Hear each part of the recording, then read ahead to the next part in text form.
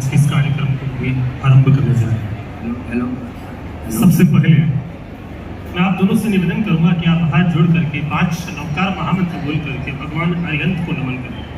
नवकार महामंत्र के उपरांत हम आगे का पूजन आरंभ करेंगे। ओम श्री परमात्मने नमः। श्री गणेशाय नमः। श्रीमद्गुरुभ्यो नमः। अस्मत्परं गुरुभ्यो नमः। गुरुर्ब्रह्मा गुरुर्विष्णु गुरुर्देव महेश्वरः गुरुर्साक्षात् परब्रह्म तस्मै श्री गुरुवे नमः। आचम्य प्राणायामः।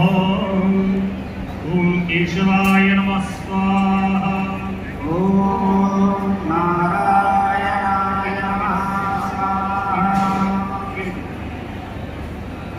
ओम माधवाय नमः स्वाहा। ओम गोविंदाय नमः।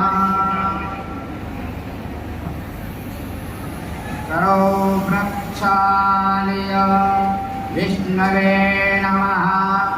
मधुसूदना